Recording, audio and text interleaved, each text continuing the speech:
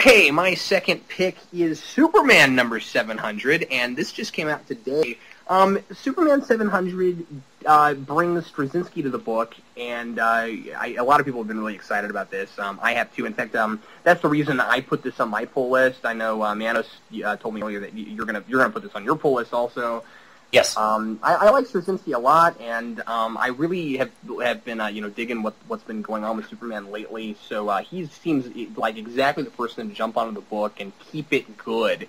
The problem with this book, with 700, is that it does all the things wrong that Batman 700 did right. And the issue is, it is 3 separate, sort of unrelated stories written by 3 different people.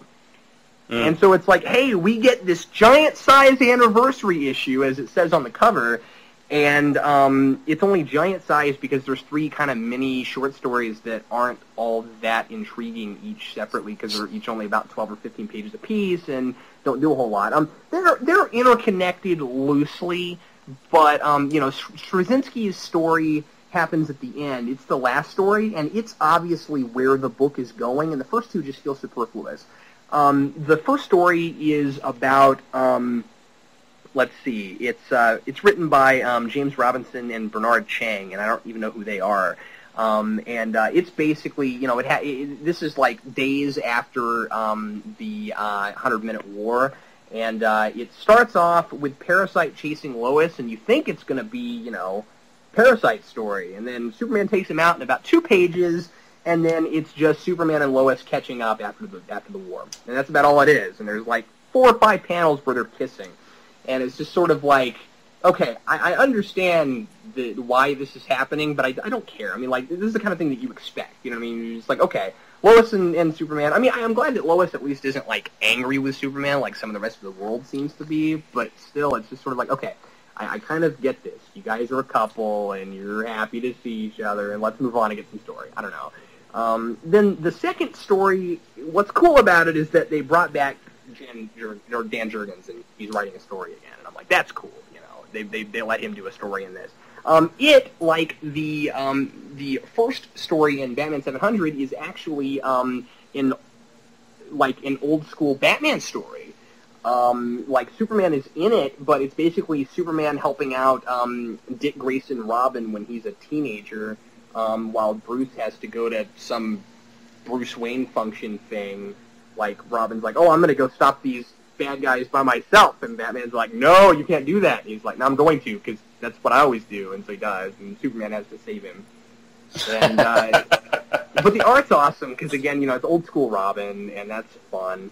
And then the last story, like I said, is Superman trying to get reacclimated with Earth, and Earth trying to deal with him, and coming back, and the sort of old school Superman thing of well, you left for a while, should we trust you now? And I'm liking that. It's okay, but it's just sort of, I wanted the whole book to be this. I wanted to know where this series was going, and it just seems like it was almost like reading like a little hint of the next issue, as opposed to getting, a whole issue. So I was kind of frustrated with it. So I don't know. It wasn't bad. It was just, I felt like there was a bunch of filler in a book that was supposed to be a big deal. So anyway, I'm going to give it a 2.5 out of 4.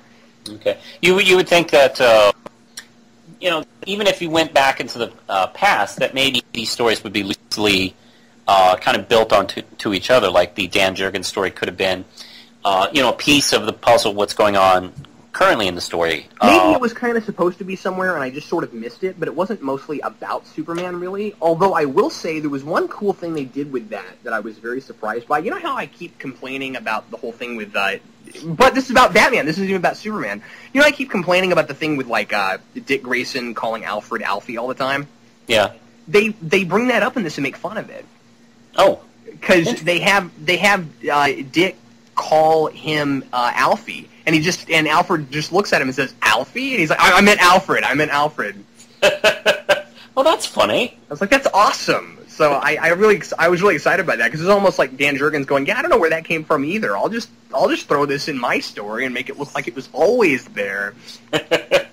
That's the great thing about comic books, is the way you can retcon, and you can like kind of take something that has become current canon and just kind of like sew it in. in a Untold Tale. Which is fine, and I like Untold Tales. It's just like, I would have liked this whole issue to have been one fluid story, or at least done something kind of like what Batman 700 was, where with at least Straczynski writing all of it. Although, again, seeing Jurgens was cool, but I'm such a huge fan of Death of Superman and Reign of the Superman that just seeing Jurgens' name on the book, I was like, yes! Because wasn't James Robinson one of the writers of the past couple of years? I don't know, because I haven't been reading it, so, I mean, like, I feel kind of bad for not knowing that, but I haven't been reading Superman lately until just the last few months. I mean, I had the last 4 or 5 months, but not before that, so. I haven't read this issue yet. I just picked it up today and haven't had a chance to sit down with it, and you did buy it? I did buy it, yeah. And I'll, based on the next couple issues, you know, I'll see if I'll continue by Superman. I'm sorry, I just gave it all away. That's okay. I don't care. Come on. I'm very used to, you know, everything being given away these days. But, by the way, to our viewers, if we are giving away too many spoilers in these reviews, please let us know and we will dial that back.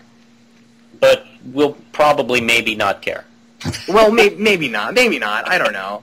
But, let's see. No, I was thinking, like, maybe, you know, the current writer who's about to leave would be sort of doing an epilogue, and the new writer coming in would be doing maybe a preview of what's to come.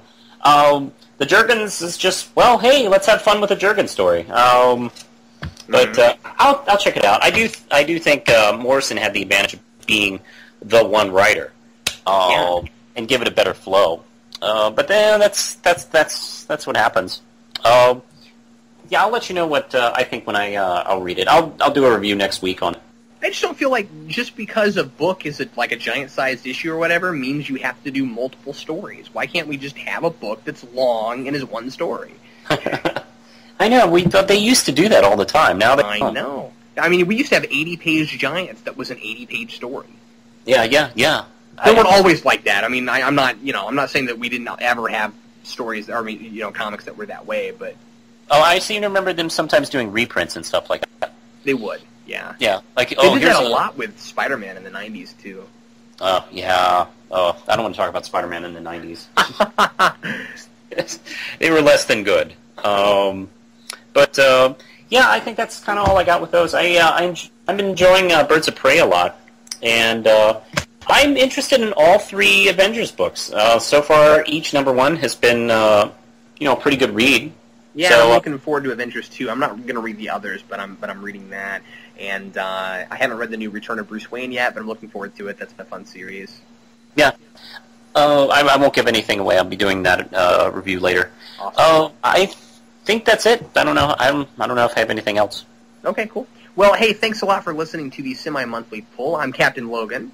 And I am the real Manos. And we'll see you in 2 weeks, hopefully, if the equipment works right. Kind of. All right, bye.